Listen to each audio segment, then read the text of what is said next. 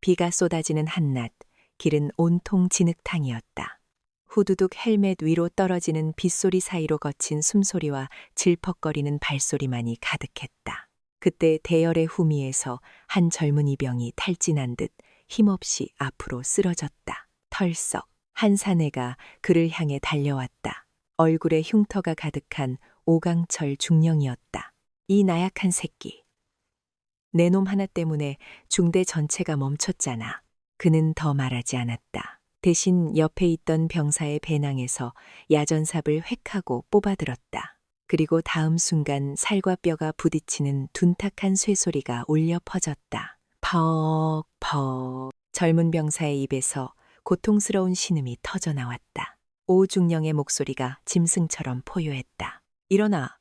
내 놈 머리통을 박살내기 전에 당장 일어나라고. 강원도 화천의 겨울은 뼈를 깎는 칼날과도 같았다. 낡은 시외버스가 덜컹거리는 소리와 함께 황량한 시골길을 따라 달리고 있었다. 창밖으로는 앙상한 나뭇가지들이 회색빛 하늘을 향해 필사적으로 팔을 뻗고 있었고, 간간히 보이는 민가의 지붕 위에는 하얀 눈이 위태롭게 쌓여 있었다. 버스맨 뒷자리에 허름한 잠바 차림의 한 노인이 앉아 있었다. 김준석. 70이 넘은 그의 얼굴에는 세월의 풍파가 깊게 새겨져 있었고, 투박한 손은 평생을 흙과 씨름하며 살아온 농부의 그것처럼 굳은 살과 검버섯으로 거칠었다. 그의 옆자리에는 손수보자기에 싼 작은 음식 꾸러미 하나가 놓여 있었다. 오늘 아침 그가 손주를 위해 직접 찐 김이 모락모락 나는 팥시루떡이었다. 버스가 마침내 이기자 부대라는 간판이 붙은 정류장에 멈춰 섰다. 끼익. 낡은 버스 문이 열리자 매서운 칼바람이 그의 뺨을 스쳤다. 그는 옷깃을 여미며 버스에서 내렸다. 그의 눈앞에는 거대하고 위압적인 군부대의 정문이 서 있었다. 천하무적 상승이 기자. 천하의 적이 없다는 오만한 문구가 그를 노려보는 듯했다. 그는 자신의 유일한 핏줄, 하나뿐인 손주 김민우 이병을 만난다는 설렘에 아픈 허리를 펴고 부대 위병소를 향해 걸어갔다. 위병소 근무를 서던 젊은 이등병은 그의 허름한 행색을 위아래로 훑어보더니 무뚝뚝한 목소리로 물었다. 어떻게 오셨습니까? 수고가 많네. 나 여기 면회 좀 하러 왔는데. 손주놈이 김민우라고 이 부대에 있다네. 준서는 주머니에서 꼬깃꼬깃한 손수건을 꺼내 이마에 땀을 닦는 척하며 위병소 내부를 날카롭게 살폈다. 경계 상태, 근무자들의 태도, 그의 몸에 밴 수십 년 된 군인의 본능이었다. 이등병은 그의 뒤에 세워진 낡은 경운기라도 있을 법한 그의 행색에 은근한 멸시가 담긴 눈빛을 보냈다. 김민우 이병이요. 잠시만 기다리십시오. 그는 인터폰으로 어딘가에 연락을 했다. 잠시 후 위병소 안에서 짜증이 가득한 목소리가 들려왔다. 뭐야? 웬 영감이야? 위병소 안에서 강하사라는 명찰을 단 삐딱한 자세의 젊은 간부가 걸어 나왔다. 그는 손에 든 서류철로 책상을 탁 치며 박준서를 머리부터 발끝까지 훑어보았다. 마치 길가에 버려진 쓰레기를 보는 듯한 눈빛이었다. 김민우 이병면에 오셨다고? 그의 말투는 처음부터 반말이었다. 준서는 그의 무례함에도 온화한 미소를 잃지 않았다. 그렇다네. 손주 녀석 얼굴 본 지가 꽤 돼서 마침 근처에 볼 일도 있고 해서 잠시 들렀네. 강하사는 기가 막힌다는 듯 허두음을 터뜨렸다. 영감님, 지금 제정신이쇼. 그는 준서의 바로 앞까지 다가와 그의 얼굴에 대고 말했다. 지금 당신 손주놈이 무슨 짓을 저질렀는지는 알고나 하는 소리야. 준서의 얼굴에서 미소가 사라졌다. 내 손주가 무슨 문제라도 있나? 그의 목소리가 미세하게 가라앉았다. 강하사는 그 변화를 즐기기라도 하듯 더욱 오만하게 나왔다. 문제 정도가 아니지. 그는 손에 든 서류철로 준서의 가슴을 툭 쳤다. 당신 손주놈, 그 쓰레기 같은 새끼 말이야. 군기를 어지럽히고 상관의 명령에 불복종한 죄로 지금 영창에 수감 중이야. 영창, 쓰레기. 그 단어들이 예리한 칼날이 되어 노인의 심장에 박혔다. 준서의 눈빛이 순간 얼음처럼 차갑게 변했다. 평생을 인자함으로 가득했던 그의 눈동자 깊숙한 곳에서 오랫동안 잠들어 있던 백두산에 늙은 호랑이가 아주 잠시 그 모습을 드러내는 듯했다. 하지만 그 변화는 순식간이었고 그는 다시 아무것도 모르는 힘없는 늙은이의 얼굴로 돌아왔다. 그럴 리가. 우리 민우가 그럴 아이가 아닌데. 그는 충격을 받은 듯 비틀거리는 연기를 했다. 그럴 리가 없긴 왜 없어. 강하사는 그의 나약한 모습에 더욱 기세등등해졌다. 요즘 애새끼들이 다 그렇지 뭐. 집에서는 오냐오냐 키웠을지 몰라도 군대는 달라. 여기서는 쓰레기는 쓰레기답게 다뤄줘야 하는 거라고. 그는 준서의 바로 면전에 대고 경멸을 담아 선언했다. 그러니까 면회는 안 돼. 아니, 못 시켜줘. 그러니 이만 돌아가시지, 할아버지. 그는 턱짓으로 부대 밖을 가리켰다. 그의 태도는 더 이상 일말의 존중도 찾아볼 수 없는 완벽한 모욕이었다. 박준서는 아무런 대답도 하지 않았다. 그는 그저 말없이 고개를 끄덕일 뿐이었다. 그의 눈은 다시 아무것도 보이지 않는 공허한 늙은이의 눈으로 돌아와 있었다. 그는 돌아서서 힘없이 왔던 길을 되돌아가기 시작했다. 그의 등이 유난히 더 구부정하고 작아 보였다. 쯧쯧. 저런 꼴을 하고 오니 자식 새끼도 저 모양이지. 강하사는 그의 등 뒤에 대고 마지막까지 조롱을 멈추지 않았다. 준서는 그 모든 모욕을 자신의 등 뒤에 새겼다. 그는 부대를 빠져나와 버스 정류장으로 향했다. 마침 서울로 향하는 낡은 시외버스가 끼익 소리를 내며 정류장으로 들어오고 있었다. 그는 버스를 타지 않았다. 그는 버스가 먼지를 일으키며 떠나가는 것을 그저 묵묵히 지켜볼 뿐이었다. 그의 시선이 정류장 건너편 허름한 간판이 걸린 작은 여인숙으로 향했다. 평화 여인숙. 그 이름이 지금의 상황과는 너무나도 어울리지 않아 허두음이 나올 지경이었다. 그는 길을 건넜다. 그는 여인숙의 낡은 미닫이 문을 열고 안으로 들어갔다. 그리고는 주인 할머니에게 가장 조용하고 가장 구석진 방 하나를 며칠간 빌렸다. 방 안은 곰팡이 냄새와 퀴퀴한 냄새로 가득했다. 하지만 그는 아랑곳하지 않았다. 그는 창가로 다가가 밖을 내다보았다. 창문 너머로 이기자 부대의 위병소가 한눈에 들어왔다. 그의 구부정했던 허리가 아주 조금 펴졌다. 공허했던 그의 눈빛에 다시 서늘하고도 날카로운 빛이 돌아오기 시작했다. 그는 더 이상 손주를 걱정하는 무력한 할아버지가 아니었다. 그는 적진의 심장부를 정찰하기 위해 가장 완벽한 위장으로 침투한 노련한 사령관이었다. 기다려라, 이 하찮은 것들아. 그는 속으로 읊조렸다. 너희들은 지금 잠자는 호랑이의 코털을 건드린 것이 아니다. 너희들은 스스로 호랑이의 아가리 속으로 걸어 들어온 것이다. 그는 자신의 낡은 가방을 열었다. 그리고 그 안에서 자신의 진짜 무기를 꺼내 들었다. 그것은 총도 칼도 아니었다. 그것은 오직 그만이 사용할 수 있는 가장 강력하고 가장 무서운 무기, 바로 전화기였다.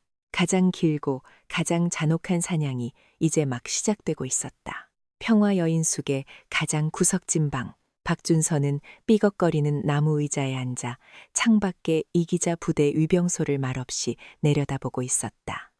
해가 저물고 부대에는 어둠이 내렸다. 위병소의 환한 조명만이 마치 감옥의 감시탑처럼 차가운 빛을 뿜어내고 있었다. 그는 자신의 낡은 휴대전화를 꺼내 들었다. 그는 주소록을 뒤지지 않았다. 그의 머릿속에는 단 하나의 번호가 수십 년간 잊히지 않고 각인되어 있었다. 그는 떨리지 않는 손가락으로 그 번호를 하나하나 눌렀다. 그것은 공식적인 군 통신망이 아닌 오직 그와 그가 가장 신뢰했던 옛 부하들만이 아는 오래된 비밀 회선이었다. 신호가 몇 번 울린 후 저편에서 중후하고도 힘있는 목소리가 들려왔다. 누구십니까?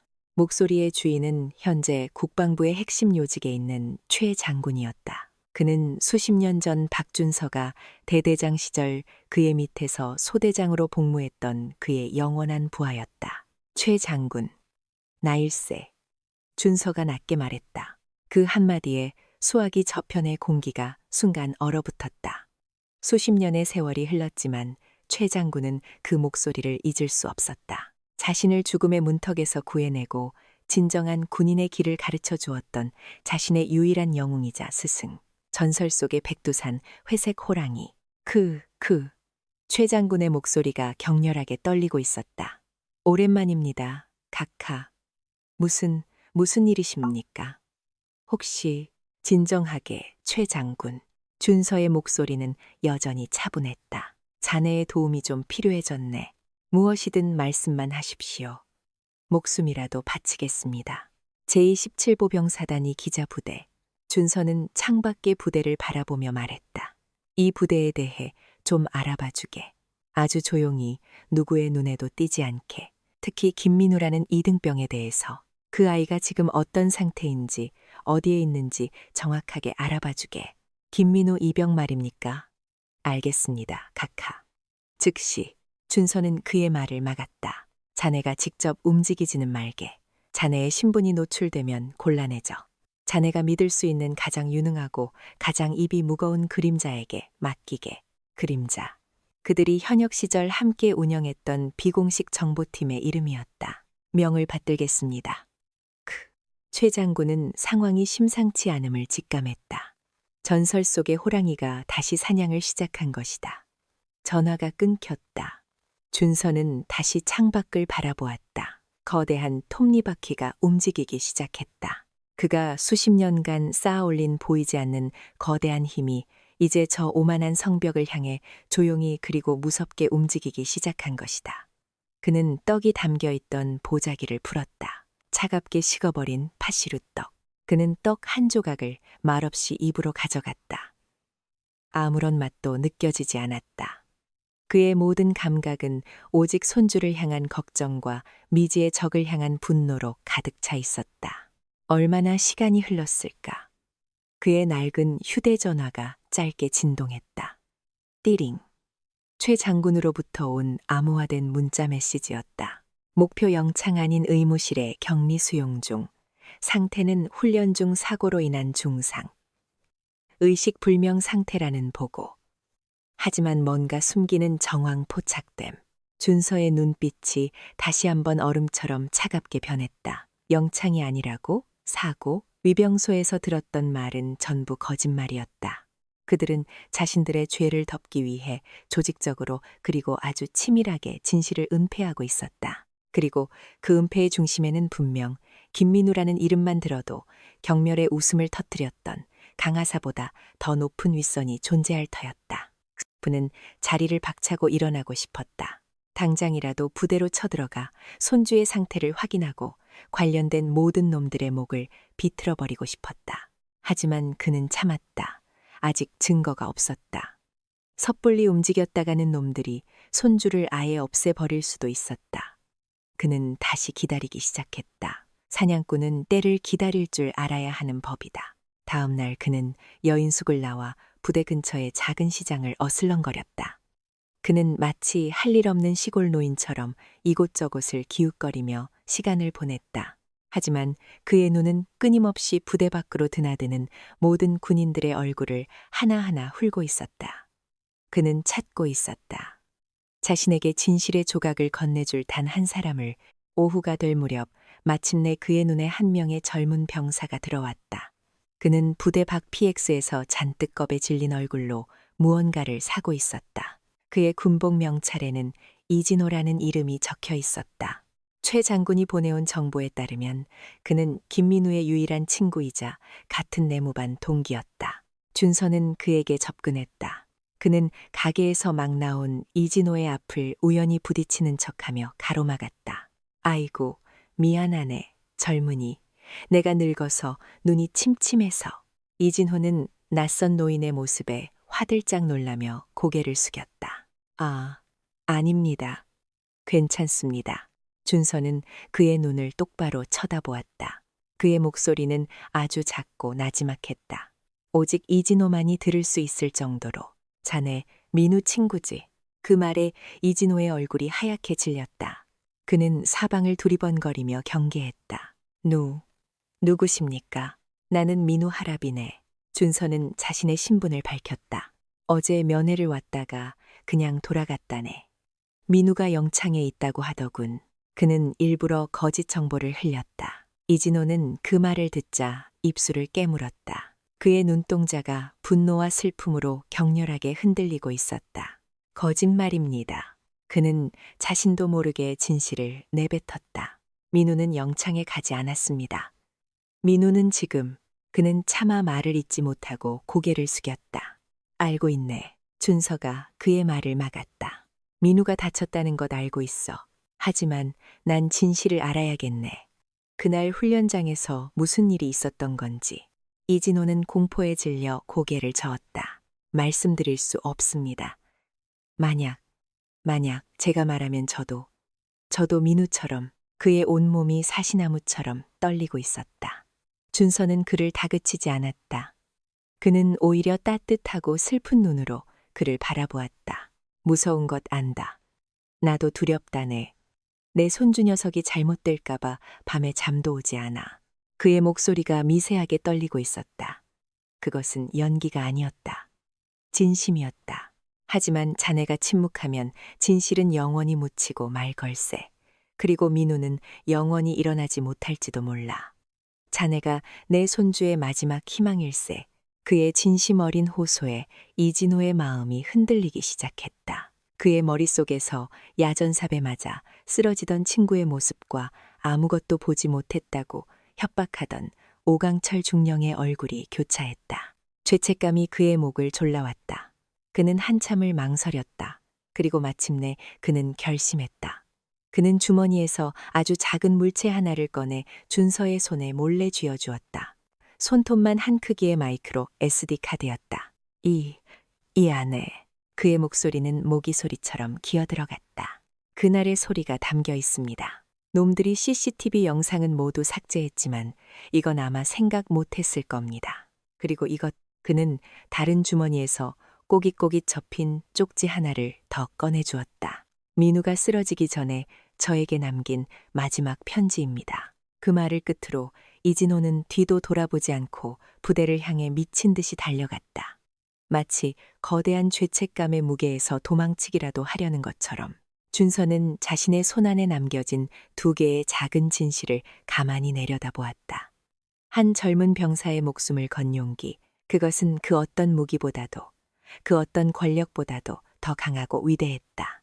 그는 다시 자신의 낡은 여인 숙방으로 돌아왔다. 그의 심장이 다시 뛰기 시작했다. 분노와 슬픔이 아닌 희미한 희망으로. 그는 노트북을 켜고 SD카드를 리더기에 꽂았다. 이제 지옥의 소리를 직접 마주할 시간이었다. 여인숙의 낡은 방 안은 바깥의 겨울 추위보다 더 차갑고 고요했다.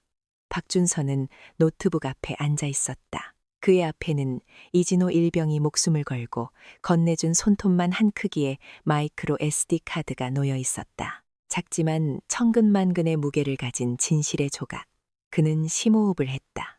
그는 수십 년간 수많은 죽음과 비극을 마주해왔다. 하지만 지금처럼 심장이 떨리고 손끝이 차가워지는 순간은 없었다. 그는 지금부터 자신의 손으로 손주가 겪었을 지옥의 문을 열어야만 했다. 그는 떨리는 손으로 SD카드를 리더기에 꽂았다. 화면에는 음성 녹음이라는 이름의 파일 하나가 나타났다. 그는 마우스를 움직여 그 파일을 더블 클릭했다. 치직. 스피커에서 거친 노이즈 소리가 먼저 흘러나왔다. 그리고 다음 순간 그는 그곳에 있었다. 후두둑 헬멧 뒤로 떨어지는 것엔 빗소리, 나뭇가지를 스치며 울부짖는 매서운 바람소리, 질퍽질퍽, 진흙탕을 힘겹게 걸어가는 수십 개의 군화 발소리, 헉헉헉, 한 개의 다다른 젊은 병사들의 거친 숨소리. 그는 눈을 감았다. 소리만으로도 그날의 풍경이 눈앞에 생생하게 그려졌다. 폭우가 쏟아지는 험준한 산길. 완전 군장을 맨 채 끝이 보이지 않는 행군을 하고 있는 손주의 모습. 얼마나 시간이 흘렀을까. 녹음 파일 속에서 누군가 힘없이 쓰러지는 소리가 들렸다. 덜썩. 그리고 그 소리와 함께 모든 발소리가 멈췄다. 준서의 심장이 멎는 듯했다. 그는 알 수 있었다. 쓰러진 것이 바로 자신의 손주 민우라는 것을. 곧이어 녹음 파일 속에서 악마의 목소리가 울려 퍼졌다. 그것은 오강철 중령의 목소리였다. 이 나약한 새끼, 내 놈 하나 때문에 중대 전체가 멈췄잖아. 그의 목소리에는 지휘관으로서의 질책이 아닌 먹잇감을 발견한 포식자의 잔인한 희열이 담겨 있었다. 아, 아닙니다. 죄송합니다. 잠시만 쉬면 여기가 내 놈 안방인 줄 알아? 오강철의 목소리가 더욱 포악해졌다. 내 놈 같은 쓰레기 새끼 하나 때문에 우리 중대의 완벽한 훈련 기록에 흠집을 낼 수는 없지. 안 그런가? 제군들, 주변에서 몇몇 간부들의 비굴한 웃음소리가 들려왔다. 그리고 준서가 가장 듣고 싶지 않았던 그 소리가 들렸다. 휘, 바람을 가르는 날카로운 소리, 그리고 이어진 둔탁한 쇠소리. 퍽, 민우의 입에서 고통으로 찢기는 짧은 신음이 터져 나왔다. 그 소리는 수천 수만 볼트의 전류가 되어 박준서의 심장을 그대로 관통했다. 그것은 야전삽이었다. 오강철이 야전삽으로 자신의 손주를 내리치고 있었다. 퍽퍽퍽. 비정한 쇠소리는 멈추지 않았다. 그것은 민우의 등과 어깨와 머리를 무자비하게 반복해서 내리치고 있었다. 마치 장작을 패는 나무꾼처럼. 살려주십시오.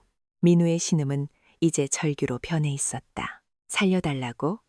내 놈이 지금 나한테 반항하는 거냐? 오강철의 목소리는 이제 완전히 이성을 잃은 짐승의 그것이었다. 일어나, 내 놈 머리통을 박살내기 전에 당장 일어나라고. 퍽퍽. 준서는 더 이상 들을 수 없었다. 그는 마우스를 잡아 녹음 파일을 정지시키려 했다. 하지만 그의 손은 움직이지 않았다. 그는 들어야만 했다. 이 지옥의 소리를 단 하나도 놓치지 않고 자신의 영혼에 뼛속 깊이 새겨 넣어야만 했다. 이것이 자신의 무력함에 대한 대가이자 앞으로 자신이 저지를 복수의 가장 강력한 명분이 될 터였다. 그는 눈을 감은 채 계속해서 들었다. 민우의 고통스러운 신음소리, 오강철의 광기 어린 욕설, 그리고 그 모든 것을 그저 침묵 속에서 지켜보기만 하는 수십 명의 다른 병사들의 거친 숨소리. 그 침묵의 소리가 야전삽 소리보다 더 그의 가슴을 후볐다. 얼마나 시간이 흘렀을까. 마침내 민우의 신음소리가 점점 잦아들었다. 그리고 모든 소리가 멎었다. 오강철의 당황한 목소리가 들려왔다. 이 새끼 숨을 안 쉬는데. 주변이 술렁이기 시작했다. 중대장님, 정말 숨을 안 쉽니다. 젠장, 일이 커졌잖아. 오강철의 목소리가 다시 교활하고 냉정하게 변했다. 전원 주목. 방금 김민우 이병은 폭우로 미끄러워진 산길에서 발을 헛디뎌 아래로 추락했다. 알겠나? 알겠냐고, 이 개새끼들아. 네, 알겠습니다. 수십 명의 목소리가 공포의 진려 하나로 합쳐졌다. 좋아. 지금부터 현장을 정리한다. 모두들 내가 시키는 대로만 움직여. 누구든 오늘 있었던 일에 대해 단 한마디라도 외부로 발설하는 놈은 이 자리에서 즉시 군사 재판에 회부될 줄 알아. 명심해. 우리는 아무것도 보지 못했다. 녹음이 거기서 끝났다. 방 안에는 다시 정적이 찾아왔다. 하지만 준서의 귀에는 여전히 그 소리가 맴돌고 있었다. 퍽, 퍽, 퍽. 자신의 손주가 쇠덩이에 맞아 으스러지는 소리. 그 소리는 그의 남은 평생 동안 결코 지워지지 않을 끔찍한 낙인이 되었다. 박준서는 천천히 눈을 떴다. 그의 눈에서는 눈물이 흐르지 않았다. 그의 얼굴에는 분노도 슬픔도 그 어떤 감정도 남아있지 않았다. 그의 얼굴은 마치 모든 감정이 증발해버린 사막과도 같았다. 고요하고 메마르고 그리고 무서웠다. 그는 낡은 점퍼, 주머니에서 꼬깃꼬깃 접힌 쪽지 하나를 꺼냈다. 이진호가 SD카드와 함께 건네주었던 민우의 마지막 편지였다. 그는 떨리는 손으로 쪽지를 펼쳤다. 그 안에는 아이의 서툰 글씨체로 이렇게 적혀 있었다. 사랑하는 할아버지께, 할아버지, 저 민우예요. 이곳 생활은 조금 힘들지만 괜찮아요. 동기들도 다 착하고 간부님들도 다 좋으신 분들이에요. 그러니 너무 걱정하지 마세요. 저는 할아버지의 손주인 것이 세상에서 가장 자랑스러워요. 다음 휴가 때는 할아버지께서 만들어주신 팥시루떡 배불리 먹고 싶어요. 항상 건강하세요. 사랑해요, 할아버지. 민우 올림. 그 편지를 읽는 순간 박준서의 내면에서 마지막으로 그를 붙들고 있던 이성의 끈이 툭 하고 끊어졌다. 그의 입에서 인간의 것이라고는 믿기 힘든 짐승의 울음과도 같은 나지막한 신음이 터져 나왔다. 그는 편지를 구겨쥐었다. 그리고 자리에서 일어섰다. 그의 구부정했던 허리가 아주 조금 펴졌다. 그의 공허했던 눈빛에 다시 서늘하고도 날카로운 호랑이의 빛이 돌아오기 시작했다. 그는 자신의 낡은 가방을 열었다.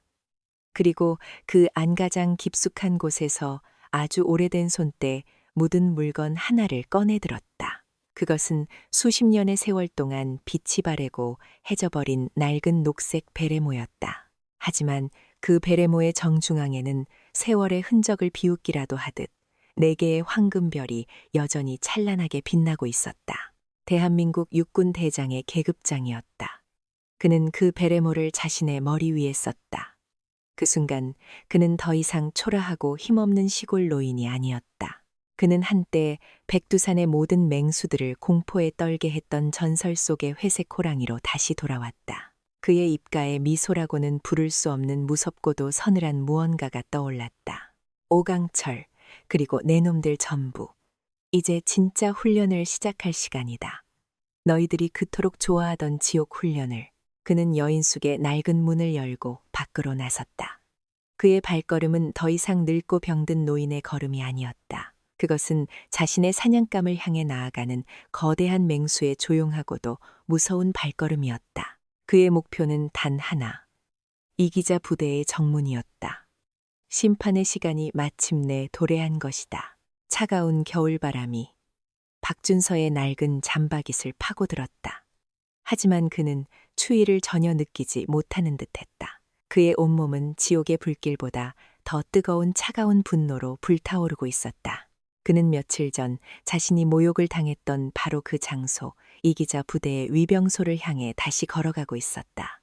그의 발걸음은 이전처럼 느리고 힘겹지 않았다. 그것은 절뚝거리지도 휘청거리지도 않는 한치의 흔들림도 없는 군인의 발걸음이었다. 수십 년간 수만 킬로미터의 전장을 누벼온 노련한 지휘관의 발걸음. 위병소 근무를 서던 병사들은 며칠 전에 그 초라한 노인이 다시 나타나자 귀찮다는 표정을 지었다. 어이 할아버지, 또 오셨네. 그날 안 된다고 말했을 텐데. 한 병사가 조롱 섞인 목소리로 외쳤다. 박준서는 아무런 대답도 하지 않았다. 그는 그저 묵묵히 위병소의 차단기 앞으로 걸어갔다. 그의 심상치 않은 기운에 위병소 안에서 며칠 전 그를 모욕했던 강하사가 인상을 찌푸리며 걸어 나왔다. 이 영감탱이가 아직도 미련을 못 버렸나? 그는 마치 벌레를 쫓아내듯 손을 휘저었다. 여긴 영감님이 올 곳이 아니라고 했을 텐데. 좋은 말로 할 때 썩 꺼지쇼. 내 인내심도 바닥을 보이고 있으니까. 박준서는 마침내 그의 바로 앞에 멈춰섰다. 그는 강하사를 아무런 감정 없는 눈으로 가만히 응시했다. 그 눈빛은 너무나도 깊고 고요해서 강하사는 순간 자신이 거대한 빙산과 마주하고 있는 듯한 오싹한 착각에 빠졌다. 나는 오강철 중령을 만나러 왔다.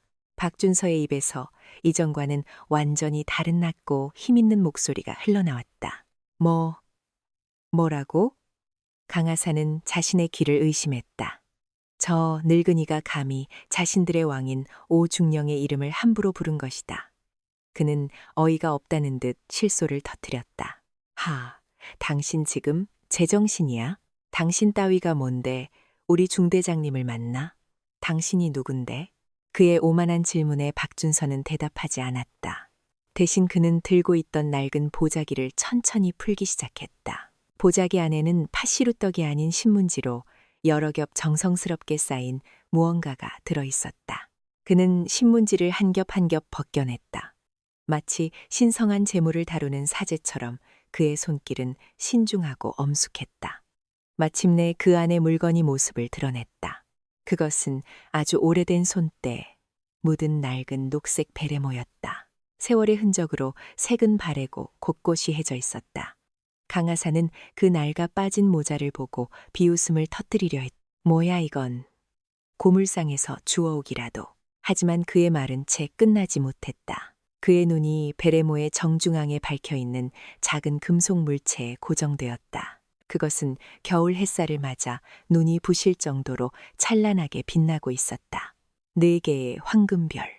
그리고 그 위를 5마리의 봉황이 감싸고 있는 대한민국군의 최고 상징 합동참모의장 대장의 계급장이었다. 강하사의 호흡이 멎었다. 그의 눈동자가 지진이라도 만난 듯 격렬하게 흔들리기 시작했다. 그의 뇌는 눈앞의 광경을 받아들이기를 거부했다. 말도 안 돼. 저 늙은이가, 저거지 행색의 노인이 대장이라고. 합참의장? 박준서는 아무 말 없이 그 베레모를 위병소의 접수대 위에 올려놓았다. 툭. 아주 작은 소리였지만 그 소리는 강하사의 심장에 거대한 망치가 내리꽂히는 소리처럼 크게 울려 퍼졌다. 박준서는 다시 한번 강하사를 쳐다보았다. 그리고는 그의 오만한 질문에 나지막이 대답했다. 이제 내가 누군지 알겠나? 그 순간 강하사의 세상이 무너져 내렸다. 그의 입에서는 의미를 알 수 없는 괴상한 소리만이 새어나왔다. 그의 다리에 힘이 풀리며 그는 그대로 바닥에 주저앉고 말았다. 그의 바지 가랑이가 뜨겁고 축축하게 젖어 들어가고 있었다. 그는 극도의 공포 앞에서 오줌을 지려버린 것이다. 위병소의 다른 병사들 역시 넋이 나간 채 그 자리에 얼어붙어 있었다. 뭐 해? 당장, 연락해. 강하사가 거의 울부짖듯이 기어가는 목소리로 소리쳤다. 한 병사가 허둥지둥 사단장실과 연결되는 비상직통 전화를 집어들었다. 그의 목소리는 거의 비명에 가까웠다. 사단장님, 큰일 났습니다. 위병소의 합참의장 각하께서. 그 보고는 거대한 폭탄이 되어 27사단 지휘부 전체를 뒤흔들었다. 사단장은 보고를 듣는 순간 의자에서 그대로 굴러떨어질 뻔했다. 뭐라고? 합참의장. 그분이 왜? 아무런 예고도 없이. 부대는 순식간에 발칵 뒤집혔다. 요란한 비상 사이렌이 울려 퍼지고 수십 대의 지휘 차량과 헌병대 오토바이가 먼지를 일으키며 위병소를 향해 달려오기 시작했다. 불과 몇 분 만에 위병소 앞은 사단장을 비롯한 부대의 모든 핵심 지휘관들로 가득 찼다. 그들은 자신들의 눈앞에 펼쳐진 광경을 도저히 믿을 수 없었다. 대한민국군의 살아있는 전설, 백두산 회색 호랑이, 박준서 대장이 허름한 농부의 행색으로 낡은 베레모 하나만을 앞에 둔 채 그들을 차가운 눈으로 내려다보고 있었다. 사단장은 자신의 군복 매무새를 챙길 겨를도 없이 그에게 달려왔다. 그는 박준서의 바로 앞에서 자신의 군 생활 전체를 통틀어 가장 완벽하고 가장 절도 있는 자세로 거수경례를 올렸다. 그의 목소리는 공포와 경외감으로 격렬하게 떨리고 있었다. 충성, 사단장 소장이기자. 의장님께서 어인일로 이 누추한 곳까지. 박준서는 그의 경례를 받지 않았다. 그는 그를 지나쳐 그의 등 뒤에 사색이 된 채 서 있는 오강철 중령을 똑바로 응시했다. 오강철은 그제야 모든 것을 깨달았다. 자신이 얼마나 끔찍하고 돌이킬 수 없는 실수를 저질렀는지를. 박준서는 사단장에게 나지막이 하지만 그 어떤 명령보다도 무서운 목소리로 말했다. 이 부대의 왕을 내 앞으로 데려오게. 내가 직접 물어볼 것이 있으니. 사냥이 본격적으로 시작되었다. 더 이상 숨막히는 은폐나 교활한 위장은 없었다. 오직 절대적인 권력과 그 앞에서 무너져 내리는 추악한 죄악만이 존재할 뿐이었다. 호랑이가 마침내 자신의 영토로 귀환한 것이다. 합참의장의 갑작스러운 등장은 27사단 전체를 뒤흔든 거대한 지진과도 같았다. 박준서는 자신의 신분을 밝힌 후 그 자리에서 즉시 오강철 중령을 직위 해제하고 김민우, 이병 폭행 사건에 대한 특별 수사본부를 꾸릴 것을 명령했다. 사단장은 전설적인 대선배이자 군 통수권자의 서리빨 같은 분노 앞에서 죽을 죄를 졌습니다. 라는 말만 되풀이하며 땅에 머리를 박을 뿐이었다. 모든 것이 정의가 즉시 실현될 것처럼 보였다. 하지만 박준서는 그리고 그를 지켜보는 모든 병사들은 그들이 상대해야 하는 적이 단순히 오강철이라는 미친 개 한 마리가 아니라는 사실을 곧 깨닫게 되었다. 그들 뒤에는 수십 년간 군 전체에 뿌리내린 거대하고 끈끈한 부패의 카르텔이 버티고 있었다. 다음 날 국방부로부터 공식적인 수사 지휘 명령이 하달되었다. 하지만 수사의 총책임자는 27사단 사단장이 아니었다. 그는 지휘 책임을 물어 직무에서 잠정 배제되었다. 대신 27사단의 상급 부대인 제3군단 박성환 소장이 수사지휘관으로 임명되었다. 그 이름을 듣는 순간 박준서는 직감했다. 일이 꼬이기 시작했다. 박성환 소장. 그는 군내에서 가장 야심만만하고 정치적인 인물로 유명했다. 그리고 무엇보다 그는 과거 박준서의 개혁 정책에 사사건건 반기를 들었던 반반 박준서파의 핵심 인물 중 하나였다. 적이 예상보다 훨씬 더 높은 곳에 그리고 더 교묘한 방식으로 반격을 시작한 것이다. 박성환은 수사를 시작하기 전에 먼저 여론전을 펼쳤다. 그는 군 내부 통신망을 통해 지나친 외부의 개입이 군의 사기를 저하시키고 지휘 체계를 흔들 수 있다는 내용의 지휘 서신을 전파했다. 외부의 개입이란 명백히 박준서를 겨냥한 것이었다. 그는 이 사건을 한 퇴역 장성의 과도한 손주 사랑에 빚어진 해프닝으로 축소시키려 했다. 본격적인 수사는 진실을 밝히는 과정이 아닌 진실을 덮는 과정으로 진행되었다. 사건의 가장 중요한 증거인 행군 당시의 CCTV 영상. 수사팀은 CCTV 녹화 영상이 저장된 부대 서버를 조사하러 갔다. 하지만 그들이 서버실에 도착했을 때는 그들을 맞이한 것은 매캐한 연기와 까맣게 타버린 서버의 잔해뿐이었다. 이게 어찌 된 일인가? 어젯밤 원인을 알 수 없는 누전으로 인해 화재가 발생했습니다. 안타깝게도 모든 데이터가 소실되었습니다. 서버 관리 장교는 리허설된 대사를 읊듯 영혼 없는 목소리로 보고했다. 누전. 너무나도 편리하고 너무나도 시기적절한 사고였다. 핵심 피의자인 오강철 중령. 그는 체포된 직후 갑자기 정신 이상 증세를 보이기 시작했다. 그는 횡설수설하며 아무것도 기억나지 않는다고 주장했다. 여기가 어디죠? 나는 누구요? 그는 군 병원으로 이송되었고 군의관은 그에게 급성 스트레스로 인한 일시적 기억 상실 및 심신미약 상태라는 진단을 내렸다. 그는 법의 심판대 대신 따뜻하고 안락한 정신병동의 침대 위로 성공적으로 도피한 것이다. 사건의 목격자들. 행군에 참여했던 7중대의 모든 병사들은 한 명씩 차례대로 수사관들의 면담을 받았다. 하지만 그것은 조사가 아니었다. 교묘한 회유와 협박이었다. 수사관들은 병사들에게 이렇게 말했다. 자네도 봤지. 오, 중령님은 지금 정신이 온전치 않으셔. 그리고 윗분들께서는 이번 일이 조용히 마무리되기를 바라시네. 괜히 튀는 행동하지 말게. 자네 군 생활 아직 한참 남았잖아. 괜히 긁어 부스럼 만들 필요 없지. 안 그런가? 그날 우리는 아무것도 보지 못했다. 그저 김민우 이병이 발을 헛디뎌 넘어졌을 뿐이야. 알겠나? 거대한 시스템의 압박 앞에서 젊은 병사들의 정의감은 힘없이 무너져 내렸다. 그들은 하나둘씩 아무것도 보지 못했다는 진술서에 도장을 찍었다.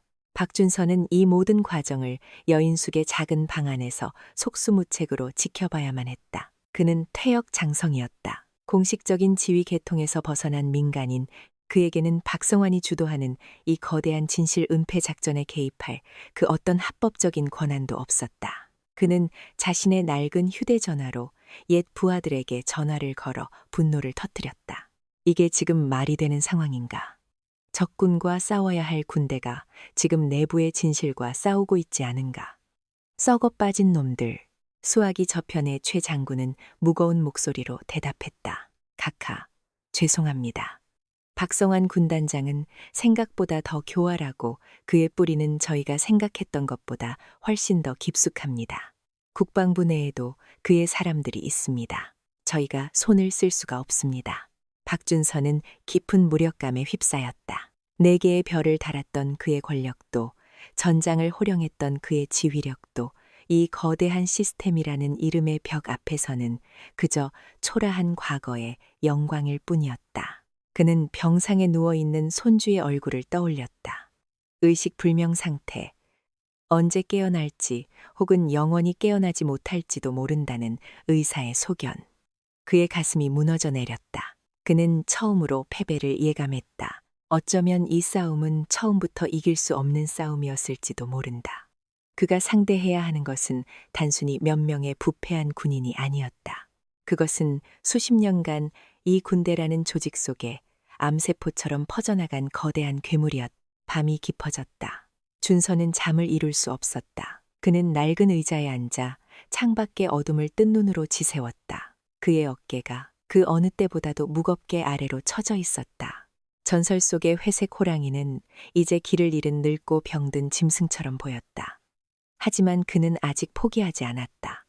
그의 손에는 아직 마지막 카드가 남아 있었다. 시스템이, 법이 그를 외면한다면 그는 시스템 밖의 그만의 법으로 이 모든 것을 심판할 준비를 하고 있었다. 그것은 가장 위험하고 가장 극단적인 방법이었다. 하지만 그에게는 더 이상 선택의 여지가 없었다. 그림자는 원래 빛이 닿지 않는 곳에서 움직이는 법이니까. 진실 은폐 작전의 마지막 단계는 유일한 불안 요소를 제거하는 것이었다. 바로 김민호의 가장 친한 친구이자 사건의 모든 진실을 알고 있을 가능성이 가장 높은 이진호 일병. 박성환 소장은 자신의 직속 부하이자 이번 수사팀의 실무 책임자인 한중령에게 직접 지시를 내렸다. 이진호 일병, 그 아이의 입을 아주 확실하게 막아 무슨 수를 써서라도 이것은 군단장의 명령이다. 다음 날 이진호는 수사본부로 호출되었다. 그는 불안감에 떨며 좁고 창문 하나 없는 취조실로 들어섰다. 그의 앞에는 차가운 인상의 수사관 2명이 앉아 있었다. 그들의 눈빛에는 진실을 밝히려는 의지가 아닌 먹잇감을 앞에 둔 포식자의 냉혹함이 서려 있었다. 이진호 일병, 긴장 풀고 편하게 앉아. 한 수사관이 거짓으로 부드러운 목소리를 내며 말했다. 우리는 그저 몇 가지 사실, 관계만 확인하려는 것뿐이야. 자네가 보고 들은 것을 있는 그대로만 말해주면 되네. 하지만 그들의 본격적인 신문은 사건 당일에 대한 질문이 아니었다. 고향이 부산이라고 했나? 수사관이 그의 신상명세서를 뒤적이며 마치 아무것도 아니라는 듯이 물었다. 네, 그렇습니다. 이진호는 의아한 표정으로 대답했다. 부모님께서는 국제시장에서 작은 옷가게를 하시고 여동생이 하나 있고. 맞나? 네, 가게가 요즘 경기가 어려워서 장사가 잘 안 된다고 들었네. 부모님 걱정이 많으시겠어. 수사관의 목소리는 여전히 부드러웠다. 하지만 그 말 속에는 날카로운 칼날이 숨겨져 있었다. 이진호의 심장이 차갑게 가라앉기 시작했다. 그들은 자신의 모든 것을 뒷조사한 것이다. 사람이 살다 보면 말이야. 수사관은 파일을 닫고 의자를 이진호 쪽으로 바싹 당겨 앉았다. 별의별 일이 다 생기지. 예를 들면 갑자기 가게의 원인을 알 수 없는 불이 날 수도 있고 말이야. 누군가 세무서에 익명으로 투서를 넣을 수도 있지. 탈세 혐의 같은 걸로. 그의 목소리는 이제 더 이상 부드럽지 않았다. 그것은 뱀처럼 이진호의 목을 서서히 조여오는 명백한 협박이었다. 이진호의 얼굴이 하얗게 질렸다. 지금 무슨 말씀을? 자네가 앞으로 어떻게 하느냐에 달렸다는 거지. 다른 쪽 수사관이 말을 받았다. 우리는 알고 있어. 자네가 그날 뭔가를 봤다는 것을. 그리고 어쩌면 뭔가를 가지고 있다는 것도. 그의 시선이 이진호의 주머니 쪽을 날카롭게 스쳐 지나갔다. 마치 그 안에 숨겨진 SD카드를 꿰뚫어 보기라도 하는 것처럼. 만약 자네가 쓸데없는 영웅심에 사로잡혀서 헛소리를 짓거린다면. 수사관은 테이블 위로 몸을 숙여 이진호의 귓가에 악마처럼 속삭였다. 자네의 그 하찮은 정의 때문에 자네의 가족 전체가 지옥을 맛보게 될 수도 있다는 사실 명심하는 게 좋을 거야. 자네는 그날 아무것도 보지 못했다. 오강철 중령님은 쓰러진 김민우 이병을 구하기 위해 최선을 다하셨을 뿐이야. 김민우 이병은 그저 불의의 사고를 당한 것이고 이것이 자네가 기억해야 할 유일한 진실이다. 알겠나? 이진호는 아무런 대답도 하지 못했다. 아니, 할 수 없었다. 그의 온몸이 공포와 무력감으로 사시나무처럼 떨리고 있었다. 그는 친구의 억울한 죽음과 자신의 사랑하는 가족의 안전 사이에서 잔인한 선택을 강요당하고 있었다. 대답. 수사관의 목소리가 칼날처럼 날아와 밝혔다. 네. 이진호의 입에서 목이 소리만한 기어들어가는 목소리가 흘러나왔다. 아무것도 보지 못했습니다. 좋아. 수사관은 만족스러운 미소를 지었다. 아주 현명한 선택이야. 자네는 이제 돌아가도 좋네. 그리고 오늘 있었던 일은 아무에게도 말해서는 안 돼. 특히 그 늙은 영감에게는 더더욱. 알겠지? 이진호는 넋이 나간 사람처럼 비틀거리며 취조실을 빠져나왔다. 차가운 복도를 걸어 나오며 그의 눈에서 뜨거운 눈물이 폭포수처럼 쏟아져 내렸다. 그는 친구를 배신했다. 자신의 양심을 팔아버렸다. 그는 괴물들의 협박 앞에서 무릎을 꿇었다.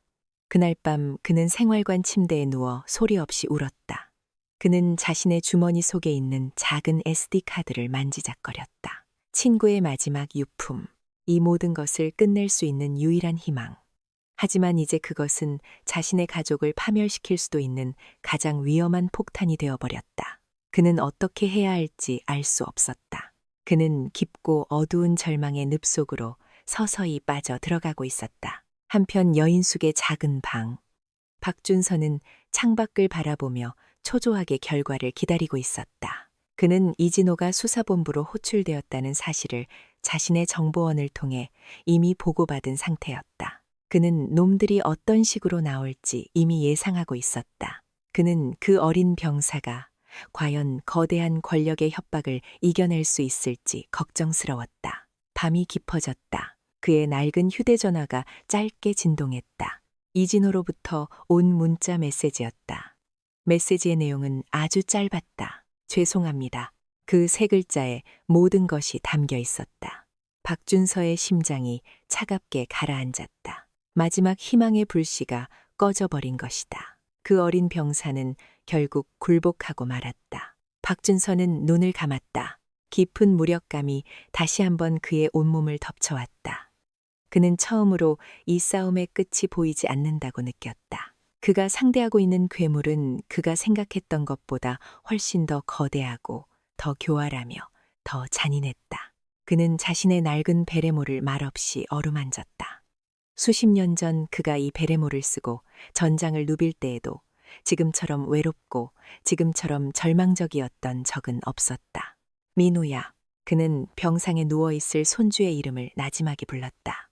이 하레비가 너무 무력하구나. 하지만 그는 아직 포기할 수 없었다. 포기해서는 안 되었다. 그의 등 뒤에는 아직 아무도 모르는 마지막 히든 카드가 남아 있었다. 시스템이, 법이, 그리고 인간의 양심마저 진실을 외면한다면 이제 그가 직접 그림자가 되어 어둠 속으로 들어갈 차례였다. 가장 위험하고 가장 극단적인 방법으로 그는 결심했다. 이 괴물들의 심장부에 자신의 손으로 직접 비수를 꽂기로, 설령 그 비수와 함께 자기 자신마저 파멸하게 될지라도 절망의 밤은 길었다. 이진호 일병의 항복 메시지는 박준서에게 남겨진 마지막 공식적인 희망의 끈을 끊어버렸다. 시스템은 완벽하게 부패했고 유일한 증인은 공포 앞에 무릎을 꿇었다. 이제 그가 합법적인 절차를 통해 진실을 밝혀낼 가능성은 제로에 가까워졌다. 그는 여인숙의 낡은 방 안에서 뜬 눈으로 밤을 지새웠다.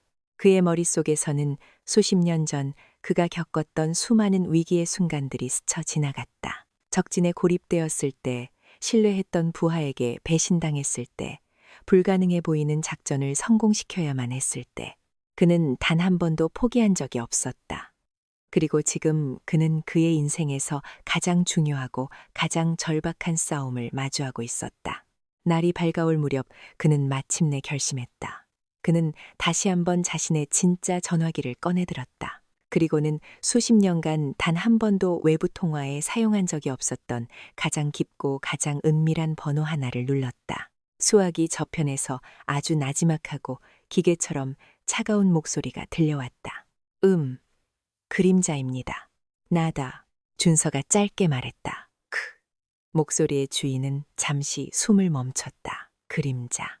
박준서가 현역 시절 비밀리에 운영했던 비공식 특수정보팀의 코드명, 그리고 그 팀에 현존하는 유일한 책임자였다. 그는 박준서가 전역한 이후에도 여전히 국군정보사령부의 가장 깊숙한 곳에서 보이지 않는 그림자로 활동하고 있었다. 살아계셨군요. 죽은 적 없네. 준서는 용건을 말했다. 자네의 도움이 필요해. 아주 더러운 임무일세. 기다리고 있었습니다. 무엇이든 명령만 내려주십시오. 제3군단장 박성환 소장, 그리고 제27사단 7중대장 오강철 중령. 준서의 목소리가 얼음처럼 차갑게 가라앉았다. 지금부터 이 두 놈의 모든 것을 도청한다. 24시간 그들이 나누는 모든 대화, 심지어는 화장실에서 혼잣말하는 소리 하나까지 전부 다 할 수 있겠나.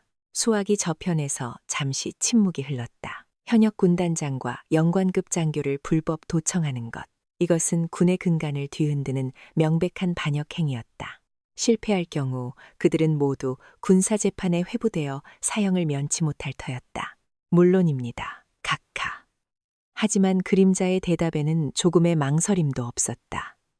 각하의 적은 곧 저희의 적입니다. 24시간 안에 그들의 모든 목소리를 각하의 귀에 전달해 드리겠습니다. 전화가 끊겼다. 박준서는 창밖을 내다보았다. 그는 금단의 선을 넘었다. 정의를 위해 그는 스스로 불법의 그림자 속으로 걸어 들어간 것이다. 하지만 그는 후회하지 않았다. 괴물을 잡기 위해서는 때로는 기꺼이 더 지독한 괴물이 되어야만 하는 법이다. 그날부터 보이지 않는 전쟁이 시작되었다. 그림자팀은 그들의 모든 첨단 기술과 인적 네트워크를 동원했다. 그들은 박성환과 오강철의 휴대전화에 그 누구도 탐지할 수 없는 최신형 스파이웨어를 심는 데 성공했다. 그리고 그들의 모든 통화 내용을 실시간으로 감청하기 시작했다. 며칠 동안 별다른 소득은 없었다. 박성환과 오강철은 박준서의 존재를 의식해서 극도로 몸을 사리고 있었다. 그들은 전화상으로는 오직 일상적인 업무 이야기만을 나눌 뿐이었다. 박준서는 초조해지지 않았다. 그는 사냥꾼의 인내심으로 놈들이 방심하고 스스로 꼬리를 드러낼 때를 묵묵히 기다렸다. 그는 알고 있었다. 뱀은 결코 자신의 독을 영원히 숨길 수는 없는 법이라는 것을. 그리고 마침내 기회가 찾아왔다. 사건이 발생한 지 일주일이 지난 어느 날 밤, 김민우 이병의 상태가 급격히 악화되었다. 부대 의무실의 열악한 시설로는 더 이상 손을 쓸 수 없는 지경에 이르렀다. 사단장은 더 이상 책임을 질 수 없다고 판단하여 김민우를 민간대학병원으로 긴급 이송할 것을 군단장 박성환에게 보고했다. 그 보고를 받은 박성환은 패닉에 빠졌다. 민간병원으로 옮겨지는 순간 김민우의 상태가 단순한 사고가 아닌 폭행에 의한 것임이 드러날 것은 불을 보듯 뻔했다. 그렇게 되면 자신이 그토록 공들여 쌓아온 진실 은폐의 벽이 한순간에 무너져 내릴 터였다. 그는 다급하게 전화를 걸었다. 그가 전화를 건 상대는 바로 정신병동에 입원 중인 오강철 중령이었다. 여인숙의 작은 방. 박준서의 노트북 스피커에서 그가 그토록 기다렸던 악마들의 대화가 흘러나오기 시작했다. 나다. 박성환의 잔뜩 신경이 곤두선 날카로운 목소리였다. 군단장님, 어인일이십니까? 오강철의 비굴하고 아첨하는 목소리가 들려왔다. 그는 더 이상 기억 상실 환자 연기를 하고 있지 않았다. 일이 틀어졌다. 박성환이 씹어 뱉듯이 말했다. 김민우 그 새끼 상태가 악화돼서 민간병원으로 옮겨야 할 판이야. 당장. 네. 그게 무슨... 오강철의 목소리가 공포에 질려 떨리고 있었다. 그렇게 되면 저희는... 닥쳐. 박성환이 포효했다. 그러니까 내 놈이 마무리를 확실하게 했어야지. 애매하게 살려놓으니까 이 사단이 난 거 아니야. 그의 말은 명백한 자백이었다. 그들이 처음부터 김민우를 죽이려 했거나 혹은 죽어도 상관없다고 생각했다는 박준서는 주먹을 꽉 쥐었다. 죄송합니다. 군단장님. 하지만 그때는 변명은 집어쳐. 박성환이 그의 말을 잘랐다. 아직 방법이 없는 건 아니야. 자네가 지금부터 내가 시키는 대로만 하면 돼. 그의 목소리가 뱀처럼 교활하게 가라앉았다. 자네 지금 당장 병동에서 나와. 내가 미리 손을 써뒀으니 외출 허가를 받는 건 어렵지 않을 거야. 그리고 김민우가 입원하게 될 민간 병원으로 가. 아무도 모르게 조용히 그 아이의 산소 호흡기를 손보는 거야. 의료사고로 위장하는 거지. 그러면 모든 게 끝나. 알겠나? 그것은 명백한 살인교사였다. 그들은 자신들의 죄를 덮기 위해 의식불명 상태로 누워있는 어린 병사를 다시 한번 죽이려 하고 있었다. 박준서의 눈에서 뜨거운 불꽃이 뿜어져 나왔다. 그는 더 이상 참을 수 없었다. 아니, 더 이상 참을 필요가 없었다. 이 녹음 파일 하나면 충분했다. 이것은 그 어떤 변명으로도 빠져나갈 수 없는 완벽하고도 결정적인 황금 증거였다. 아, 알겠습니다. 군단장님. 하지만 그 늙은 영감은, 박준서, 그 영감은 오강철의 목소리에는 박준서에 대한 깊은 공포심이 묻어 있었다. 그 순간 박성환의 입에서 그의 운명을 결정지을 가장 오만한 마지막 한마디가 흘러나왔다. 걱정 마. 그는 낄낄거리며 웃었다. 퇴역한 지 10년도 더 된 힘없는 늙은이일 뿐이야. 훈장 나부랭이 몇 개 달고 있다고 진짜 권력이 뭔지 착각하고 있는 거지. 그 영감탱이가 뭘 할 수 있겠어? 아무것도 할 수 없어. 그러니 자네는 내가 시킨 일이나 확실하게 처리해. 전화가 끊겼다. 녹음 파일도 거기서 끝났다. 방 안에는 다시 정적이 찾아왔다. 박준서의 입가에 아주 희미한 그리고 무섭도록 서늘한 미소가 떠올랐다. 아무것도 할 수 없다고. 그는 창밖의 어둠을 바라보며 나지막이 읊조렸다. 그래, 어디 한번 보게 해주지. 이 늙고 힘없는 호랑이가 마지막으로 어떻게 사냥을 하는지. 그는 자리에서 일어섰다. 그의 구부정했던 허리가 완전히 펴졌다. 그는 더 이상 어둠 속에 숨어있는 그림자가 아니었다. 그는 이제 자신의 모든 것을 걸고 빛의 세계로 나아가 저 추악한 악마들을 직접 심판할 준비를 마친 분노한 신이었다. 심판의 날이 마침내 밝아오고 있었다. 다음 날 아침, 27사단 이기자 부대의 위병소, 아픈 평소와 다름없이 고요했다. 하지만 그 고요함 속에는 보이지 않는 폭풍의 눈이 서서히 다가오고 있었다. 두두두두두두두. 멀리서 땅이 울리는 듯한 육중한 엔진 소리가 들려오기 시작했다. 위병소 근무를 서던 병사들은 고개를 들어 소리가 들려오는 언덕머리를 바라보았다. 마침내 그것들이 모습을 드러냈다. 가장 먼저 나타난 것은 칠흑 같은 검은색 육군 지휘관 전용 세단이었다. 육군의 별들이 타는 권위의 상징. 그 뒤를 이어 마치 거대한 야수처럼 위장막을 덮은 군용 트럭. 두 대가 육중한 위용을 과시하며 따라붙었다. 평범한 수송 트럭이 아니었다. 트럭의 짐칸에서는 칠흑 같은 전투복과 최신형 장비로 무장한 날카로운 눈빛의 사내들이 금방이라도 뛰쳐나올 듯한 자세로 앉아 있었다. 대한민국 육군 최정예 제707 특수임무단 대원들이었다. 그리고 그 행렬의 마지막에는 국내 최대 방송사의 로고가 선명하게 밝힌 중계 차량 한 대가 따라오고 있었다. 그 압도적인 행렬은 위병소의 차단기 따위는 안중에도 없다는 듯이 거침없이 부대 안으로 진입했다. 위병소의 병사들은 공포에 질려 감히 그들을 막아설 엄두조차 내지 못했다. 행렬이 멈춰 선 곳은 부대의 심장부, 사단 지휘본부 건물 앞이었다. 쿵! 지휘 차량의 뒷문이 열렸다. 그리고 한 사람이 내렸다. 그는 더 이상 허름한 잠바 차림의 구부정한 시골 노인이 아니었다.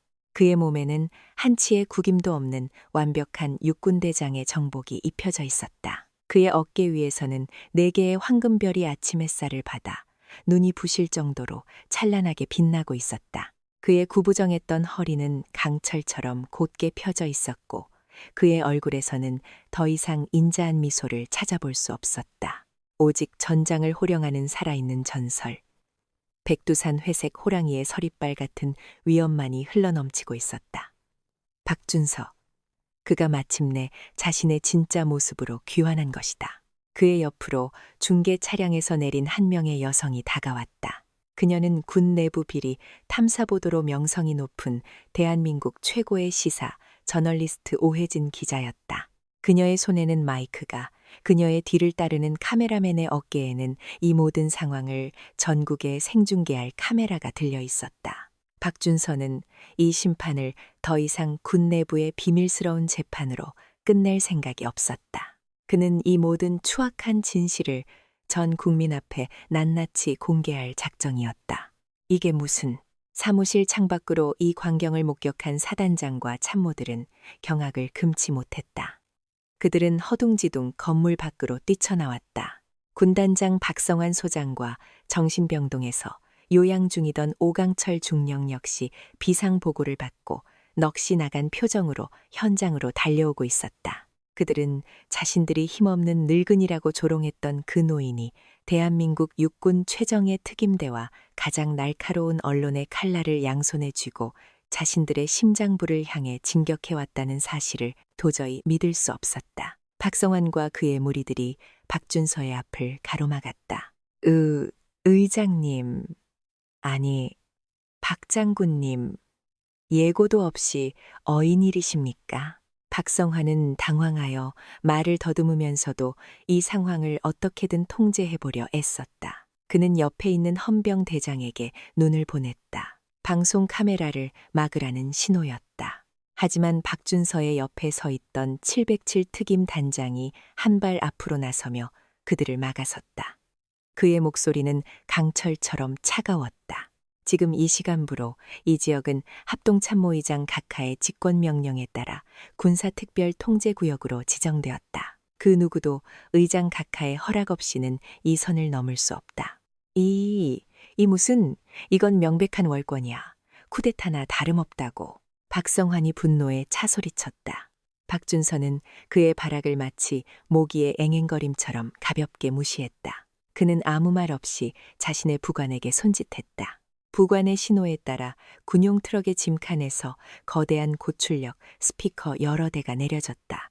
특임대 대원들은 일사불란하게 움직여 그 스피커들을 지휘본부 건물을 향해 그리고 부대 전체 생활관을 향해 설치하기 시작했다. 지금 뭘 하려는 겐가? 박성환의 목소리에 초조함과 불안감이 묻어나왔다. 박준서는 마침내 입을 열었다. 그는 박성환을 그리고 그의 뒤에 숨어 공포에 질려 떨고 있는 오강철을 차가운 눈으로 쳐다보았다. 내 놈들이 말했지. 그의 목소리는 마이크가 없어도 연병장 전체를 울릴 만큼 낮고 힘찼다. 진실은 덮일 것이라고. 힘없는 자의 목소리는 묻힐 것이라고. 그는 자신의 품속에서 작은 녹음기 하나를 꺼내들었다. 그 안에는 그가 수십 년간 잊지 않고 간직해온 군인의 신념이 담겨 있었다. 아니, 그 안에는 놈들의 목을 조를 가장 날카로운 진실이 담겨 있었다. 그래, 좋다. 그의 입가에 서늘한 미소가 떠올랐다. 그렇다면 이제 들어보아라. 진실의 목소리가 얼마나 크고 얼마나 무서운 것인지를, 너희들이 그토록 덮으려 했던 그 진실이 어떻게 내 놈들의 추악한 제국을 산산조각 내는지를. 그는 녹음기의 재생 버튼을 눌렀다. 이제 그 어떤 권력으로도 막을 수 없는 가장 무서운 심판이 시작되려 하고 있었다. 그것은 총칼의 심판이 아니었다. 그것은 바로 진실의 심판이었다. 온 세상이 지켜보는 앞에서 박준서가 녹음기의 재생 버튼을 누르려는 바로 그 순간 박성환이 마지막 발악을 했다. 그는 더 이상 예의를 차리지 않았다. 그는 이성을 잃고 박준서를 향해 손가락질하며 포효했다. 멈춰. 당장 그만두지 못해. 박준서, 당신은 이제 민간인이야. 더 이상 현역 군인이 아니라고.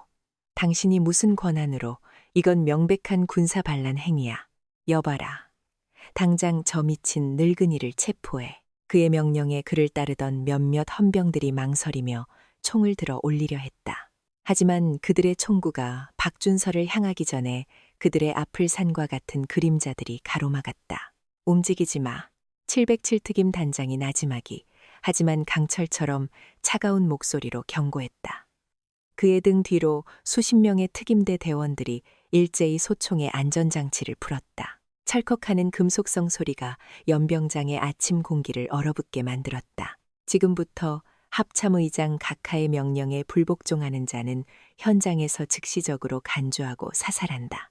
사살이라는 단어에 헌병들은 공포에 질려들었던 총을 황급히 내렸다. 박성환의 마지막 저항은 그렇게 허무하게 무너져 내렸다. 박준서는 그 모든 소란을 마치 다른 세상의 일처럼 무시했다. 그의 손가락이 마침내 재생 버튼을 눌렀다. 삑. 다음 순간 부대 전체에 설치된 고출력 스피커에서 지옥의 목소리가 울려 퍼지기 시작했다. 그것은 며칠 전밤 박성환과 오강철이 나누었던 바로 그 비밀 통화였다. 나다. 박성환의 잔뜩 신경이 곤두선 날카로운 목소리. 군단장님, 어인일이십니까? 오강철의 비굴하고 아첨하는 목소리. 그들의 목소리가 스피커를 통해 울려 퍼지는 순간 부대 전체가 숨막히는 정적에 휩싸였다. 생활관 창가에 매달려 이 광경을 지켜보던 수천 명의 병사들은 자신들의 귀를 의심했다. 녹음은 계속되었다. 일이 틀어졌다. 김민우 그 새끼 상태가 악화돼서 민간병원으로 옮겨야 할 판이야. 당장.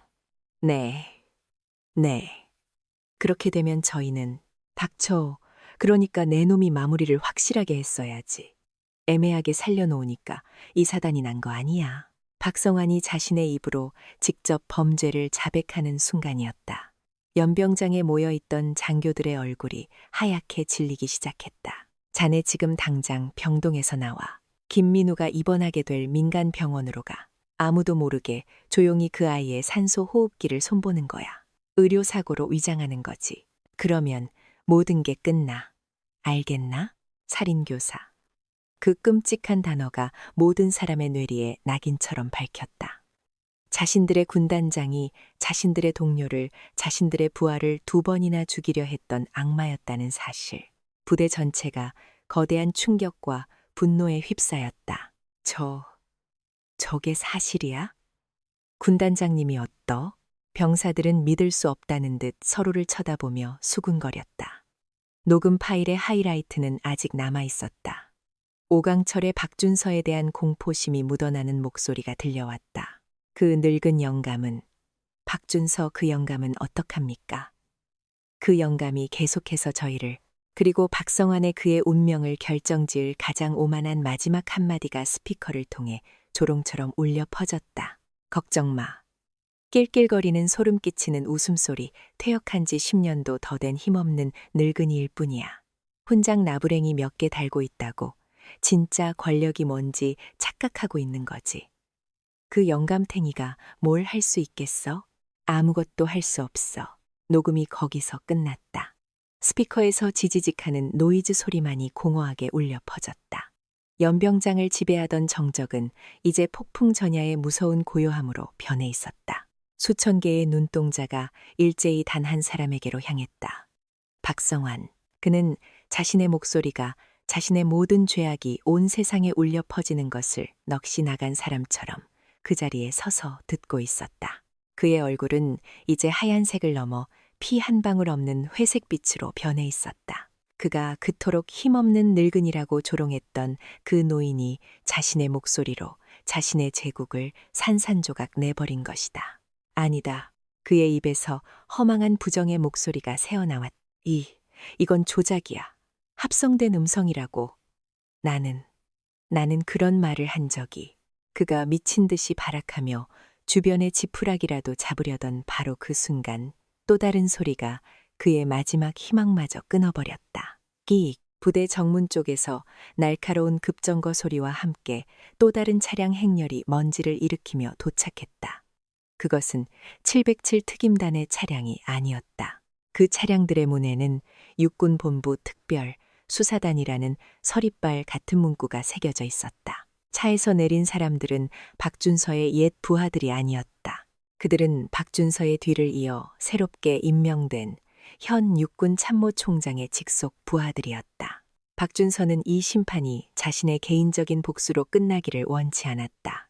그는 이 기회에 군의 썩은 뿌리를 군 스스로의 손으로 도려내는 공식적인 정화를 원했다. 그는 이미 어젯밤 자신의 후임자인 현 참모총장에게 모든 증거를 넘기고 협조를 요청한 상태였다. 특별수사단을 이끄는 준장 계급의 단장이 박성환과 오강철의 앞으로 걸어왔다. 그의 계급은 박성환보다 낮았지만 그의 눈에는 그 어떤 타협도 용납하지 않는 강철 같은 법, 집행자의 의지가 담겨 있었다. 그는 박성환에게 차가운 목소리로 그의 마지막을 선고했다. 제3군 단장 소장 박성환, 그리고 제27사단 7중대장 중령 오강철, 귀관들을 직권남용, 살인교사, 증거인멸 및 다수의 가혹행위 혐의로 육군 참모총장님의 직권명령에 따라 현 시간부로 긴급 체포한다. 체포. 박성환의 눈이 공포로 완전히 뒤집혔다. 수사단 요원들이 그와 정신병동에서 막 끌려나온 오강철에게 다가가 차가운 수갑을 채웠다. 철컥, 철컥. 한때 하늘을 찌를 듯했던 그들의 권력이 그렇게 허무하게 쇠고랑에 묶이는 순간이었다. 이건 나는 군단장이야. 너희들이 감히. 박성환은 끌려가면서도 마지막까지 발악했다. 하지만 그의 외침은 이제 그 누구의 귀에도 들리지 않았다. 부대 전체가 그저 조용히 그들의 몰락을 지켜볼 뿐이었다. 자신들을 짓눌렀던 거대한 악이 마침내 심판받는 순간을 박준서는 그 모든 광경을 말없이 지켜보았다. 그의 얼굴에는 승리자의 희열이나 복수의 만족감 같은 것은 보이지 않았다. 그의 얼굴에는 그저 깊은 슬픔과 씁쓸함만이 남아있을 뿐이었다. 한 시대가 그렇게 저물고 있었다. 그리고 그 폐허 위에서 아주 고통스럽지만 반드시 거쳐야만 하는 새로운 시대의 산고가 시작되고 있었다. 회색 호랑이의 마지막 사냥은 그렇게 끝을 맺고 있었다. 차가운 수갑이 박성환과 오강철의 손목에 채워지는 순간 27사단을 짓누르던 길고 긴 악몽은 마침내 끝을 고했다. 박성환은 자신이 힘없는 늙은이라고 조롱했던 바로 그 사람의 발밑에서 자신이 쌓아올린 모든 것이 무너져 내리는 것을 망연자실하게 지켜봐야만 했다. 그는 더 이상 발악하지 않았다. 그의 눈은 모든 것을 포기한 사람처럼 공허하게 변해 있었다.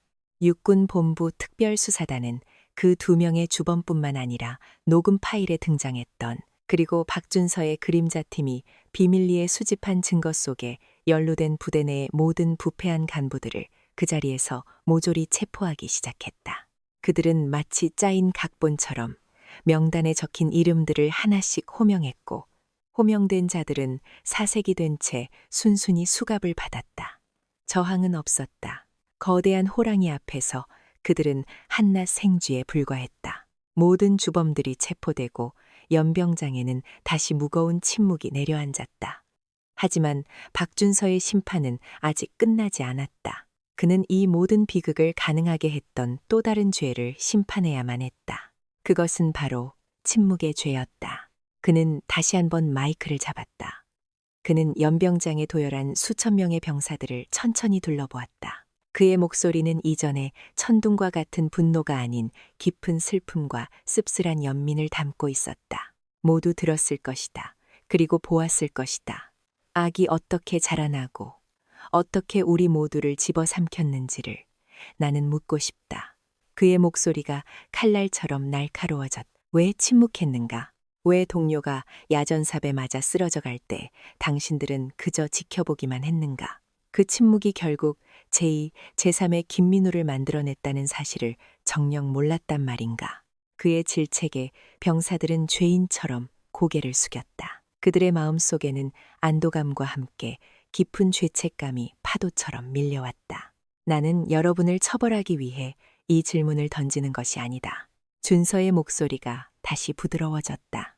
나는 여러분이 그리고 이 군대 전체가 오늘을 영원히 기억하게 하기 위함이다. 침묵은 결코 중립이 될 수 없다.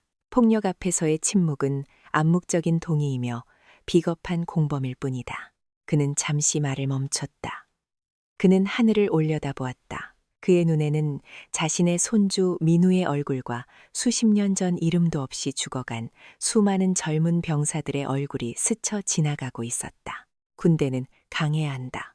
그는 자신의 마지막 말을 마치 유언처럼 남기고 있었다. 하지만 그 강함은 약한 부하를 짓밟느냐 만적인 폭력에서 나오는 것이 아니다. 진정한 강함은 잘못된 것을 잘못되었다고 말할 수 있는 용기, 그리고 쓰러진 전우의 손을 잡아 일으켜 세워주는 뜨거운 전우회에서 나오는 것이다. 그것이 우리 이기자 부대가, 그리고 이 대한민국 육군이 앞으로 영원히 기억해야 할 유일한 강함이다. 그의 연설이 끝나자 연병장에서는 그 어떤 함성도 박수 소리도 들리지 않았다. 그저 무거운 침묵만이 흘렀다. 하지만 그것은 이전의 공포에 질린 침묵이 아니었다. 그것은 자신들의 과오를 통렬히 반성하고 새로운 시작을 다짐하는 엄숙하고도 거룩한 침묵이었다. 박준서는 마이크를 내려놓았다. 그는 이번 사건의 수사를 지휘했던 육군 본부의 준장에게 다가갔다. 이제 마무리는 자네에게 맡기겠네. 나는 이제 가야 할 곳이 있어서. 각하, 어디로? 준서는 대답 대신 쓴웃음을 지었다. 그는 자신의 어깨에 달려있던 4개의 별을 말없이 내려다보았다. 그는 이 별의 무게를 평생 동안 짊어지고 살아왔다. 하지만 오늘 그는 그 무게보다 더 무거운 할아버지라는 이름의 무게를 느끼고 있었다. 그는 자신을 태우러 온 지휘 차량에 오르지 않았다. 그는 707 특임 단장에게 나지막이 말했다. 헬기 한 대만 준비해주게. 아주 조용한 헬기로.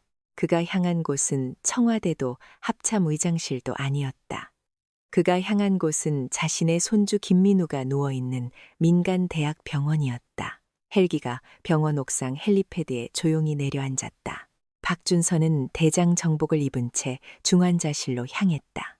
복도에서 그를 마주친 의사와 간호사들은 그의 압도적인 계급과 기운에 놀라 길을 비켜섰다. 마침내 그는 손주의 병실 앞에 도착했다.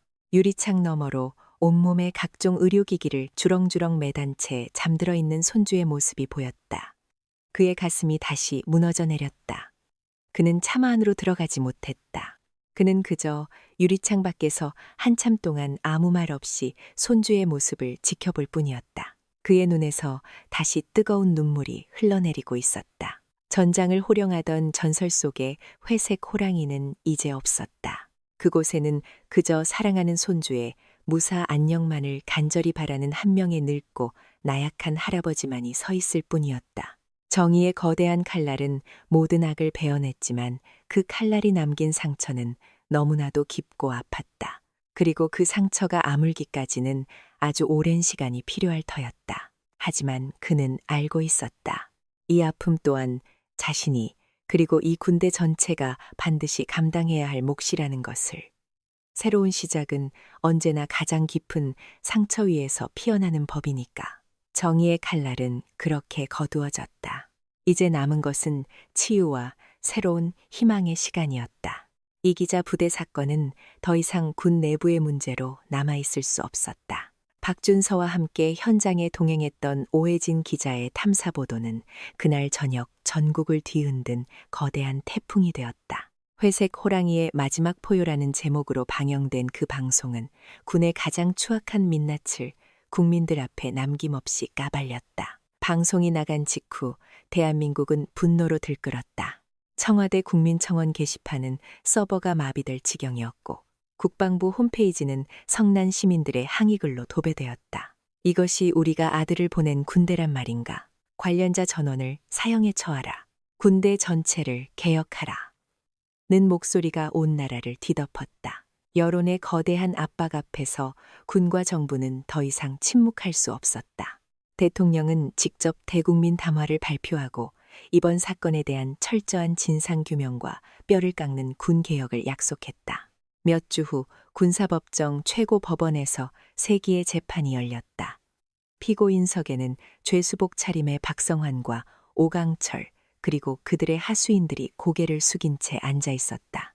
그들의 얼굴에서는 한때 하늘을 찌를 듯했던 오만함은 온데간데 없이 사라지고 오직 패배자의 처량함과 공포만이 남아 있었다. 재판은 일사천리로 진행되었다.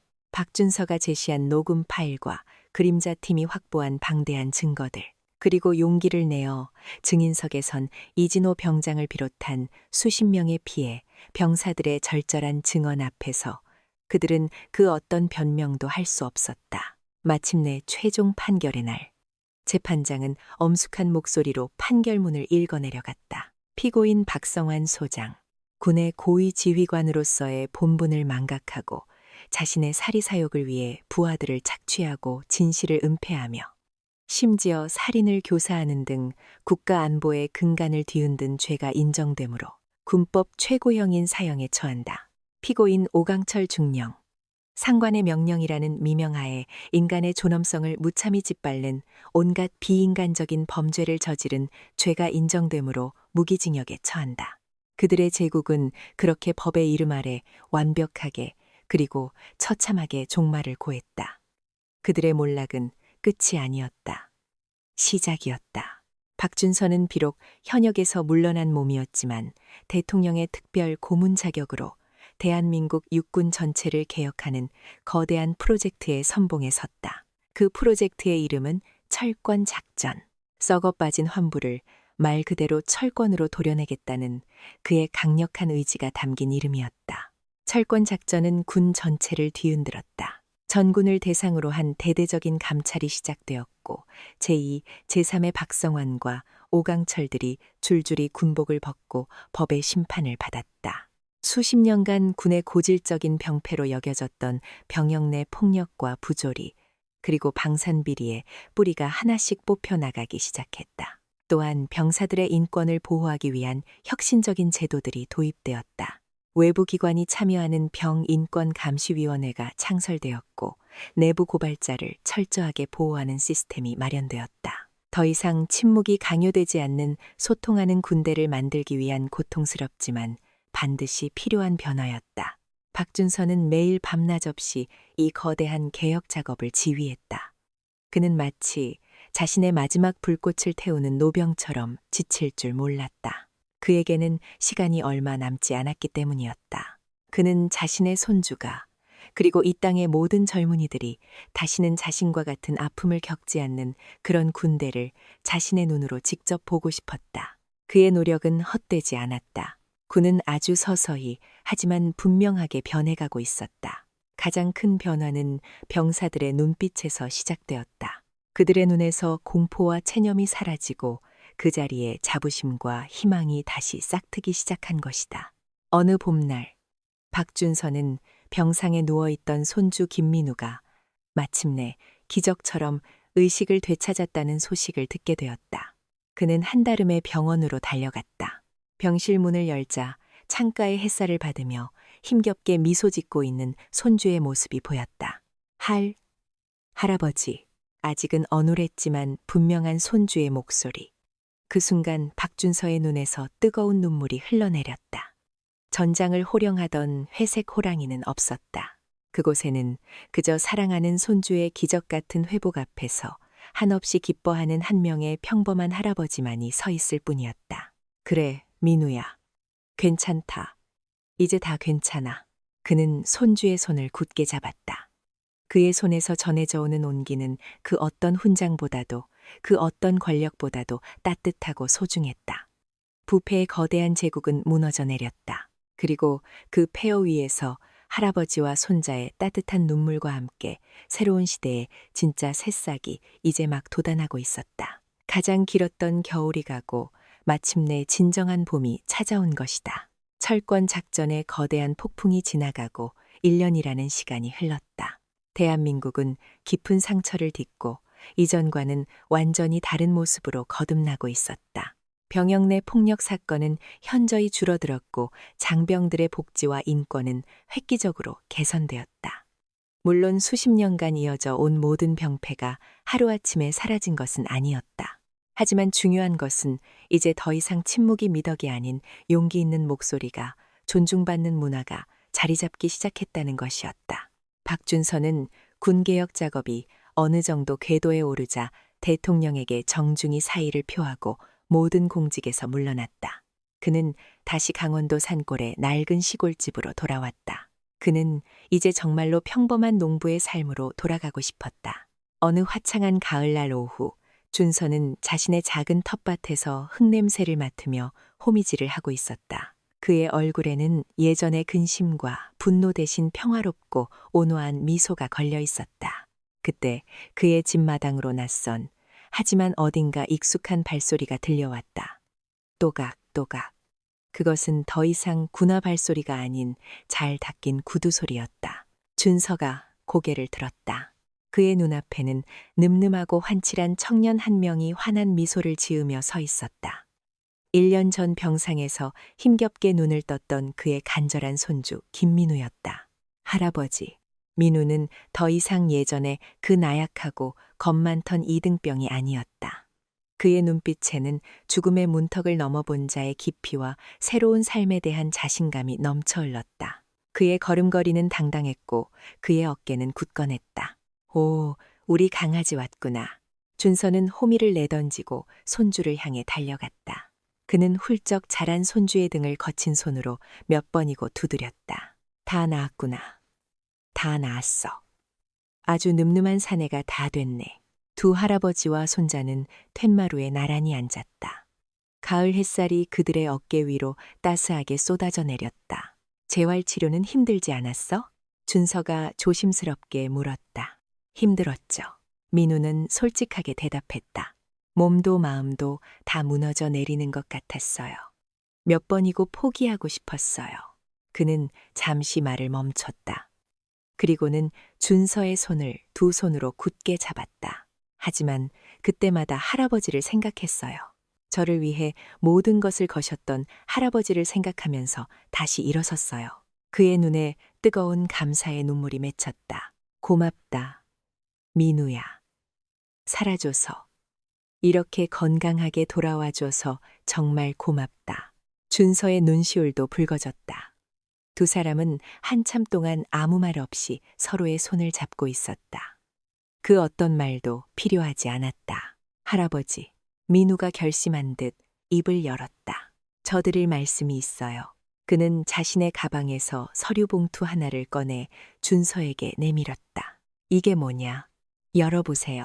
준서는 의아한 표정으로 봉투를 열었다. 그 안에는 경찰대학 최종 합격 통지서라는 글자가 선명하게 인쇄되어 있었다. 짠! 준서의 눈이 커졌다. 결정했어요. 민우의 목소리는 그 어느 때보다도 단단하고 힘찼다. 저는 군인이 아닌 경찰이 되기로요. 저는 그날 할아버지를 보면서 깨달았어요. 진정한 힘은 사람을 억압하고 짓밟는 데서 나오는 것이 아니라는 것을요. 진정한 힘은 저처럼 힘없고 억울한 사람들을 지켜주는 데서 나온다는 것을요. 저는 이제 할아버지처럼 그런 사람이 되고 싶어요. 제복의 권위 뒤에 숨는 사람이 아닌 제복의 무게를 기꺼이 짊어지는 그런 진짜 어른이 되고 싶어요. 법의 이름으로 가장 낮은 곳에서 가장 아픈 사람들의 눈물을 닦아주는 그런 경찰이 될 거예요. 그것은 한 젊은 군인의 새로운 맹세였다. 그는 자신을 짓밟았던 폭력의 기억을 증오로 되갚는 대신 다른 사람을 지키는 희망으로 승화시킨 것이다. 박준서는 아무런 대답도 하지 못했다. 그는 그저 손주의 얼굴을 한참 동안 가만히 바라볼 뿐이었다. 그의 눈에서는 뜨거운 눈물이 쉴 새 없이 흘러내리고 있었다. 그것은 기쁨의 눈물이자 자랑스러움의 눈물이자 그리고 미안함의 눈물이었다. 훌륭하다, 내 손주. 그는 떨리는 목소리로 간신히 말했다. 너는 나보다 훨씬 더 훌륭한 군인이다. 아니, 훨씬 더 훌륭한 사람이야. 그는 자리에서 일어나 집 안으로 들어갔다. 그리고는 낡은 오동나무 괴짝 깊숙한 곳에서 무언가를 꺼내왔다. 그것은 그가 평생을 간직해온 그의 분신과도 같은 물건이었다. 백두산 회색 호랑이 시절 그가 항상 허리에 차고 다녔던 손때 묻은 구형 콜트 권총이었다. 물론 총알은 들어있지 않았다. 그는 그 권총을 민우에게 건넸다. 이걸 가져가거라. 할아버지, 이건. 이 할애비는 이 총으로 평생 사람을 죽이는 법을 배웠다. 준서의 목소리가 무겁게 가라앉았다. 하지만 너는 이 할애비와는 다른 더 위대한 길을 가거라. 이 총이 앞으로 네가 걸어갈 험난한 길 위에서 너의 신념이 흔들릴 때마다 너를 지켜주는 부적이 되어주길 바란다. 결코 총구의 힘에 취하지 마라. 항상 총구의 무게를 먼저 생각하는 그런 사람이 되어라. 민우는 떨리는 손으로 그 묵직한 권총을 건네받았다. 그것은 단순한 쇠붙이가 아니었다. 그것은 한 시대의 영웅이 다음 시대의 영웅에게 건네는 신념의 계승이었다. 네, 할아버지, 명심하겠습니다. 민우는 눈물을 흘리며 거수 경례를 올렸다. 그것은 더 이상 군대의 경례가 아니었다. 한 명의 인간이 다른 한 명의 위대한 인간에게 보내는 가장 깊은 존경의 표시였다. 그날 두 사람은 밤이 깊어가는 줄도 모르고 많은 이야기를 나누었다. 할아버지는 손주에게 자신이 겪었던 전쟁 이야기를 들려주었다. 그리고 손주는 할아버지에게 자신이 앞으로 만들어갈 새로운 세상에 대한 이야기를 들려주었다. 가장 길었던 악몽은 끝났다. 그리고 그 자리에는 그 어떤 상처보다도 더 단단하고 그 어떤 절망보다도 더 강한 희망이라는 이름의 유산이 남게 되었다. 회색 호랑이의 시대는 저물었지만 그의 정신은 이제 새로운 세대의 심장 속에서 다시 뜨겁게 뛰기 시작한 것이다. 다시 겨울이 찾아왔다. 강원도 산골의 낡은 시골집 지붕 위에는 하얀 눈이 소복이 쌓였다. 박준서는 따뜻한 아랫목에 등을 기대고 앉아 창밖을 바라보고 있었다. 창밖의 세상은 온통 순백의 눈으로 뒤덮여 평화롭기 그지없었다. 마치 지난 겨울에 있었던 그 모든 끔찍한 일들이 거짓말이었던 것처럼 그의 무릎 위에는 이제는 낡은 담요 대신 늠름한 경찰 제복을 입은 손주 김민우와 함께 찍은 사진 액자가 놓여 있었다. 사진 속에서 두 사람은 세상에서 가장 행복한 미소를 짓고 있었다. 그의 손에는 얼마 전 경찰대학에 입학한 손주로부터 온 첫 번째 편지가 들려 있었다. 그는 지난 며칠 동안 그 편지를 읽고 또 읽었다. 편지의 모든 글자 하나하나가 그의 마음에 따뜻한 온기로 새겨질 때까지. 이야기는 이제 정말로 끝을 향해 가고 있습니다. 모든 악은 심판받았고 모든 상처는 아물었으며 모든 것은 제자리를 찾았습니다. 하지만 우리는 묻게 됩니다. 과연 이것이 해피엔딩일까요? 한 명의 위대한 영웅이 나타나 모든 것을 해결하는 이야기. 우리는 그런 이야기를 좋아합니다. 하지만 현실은 동화가 아닙니다. 회색 호랑이는 언젠가 시간의 흐름 속으로 사라질 것입니다. 그가 떠난 세상에 제2의 오강철, 제2의 박성환이 나타나지 않으리라고 과연 누가 장담할 수 있을까요? 진정한 해피엔딩은 한 명의 영웅이 모든 것을 끝내는 것이 아니라 그 영웅의 정신이 다음 세대로 이어지는 것일지도 모릅니다. 어둠 속에서 또 다른 어둠과 싸울 새로운 빛이 태어나는 것. 박준서는 다시 한번 손주의 편지를 천천히 소리내어 읽기 시작했습니다. 그것은 한 명의 손주가 할아버지에게 보내는 평범한 안부 편지가 아니었습니다. 그것은 한 시대의 영웅에게 다음 시대의 영웅이 보내는 하나의 약속이자 맹세였습니다. 사랑하는 할아버지께, 할아버지, 저 민우예요. 이곳 경찰대학에서의 생활은 생각했던 것보다 훨씬 더 힘들고 고됩니다. 매일 새벽에 일어나 쉴 틈 없이 구르고 공부하고, 솔직히 몇 번이나 모든 것을 포기하고 할아버지가 계신 시골집으로 도망치고 싶었는지 모릅니다. 하지만 저는 도망치지 않을 겁니다. 이곳에서 저는 배우고 있습니다.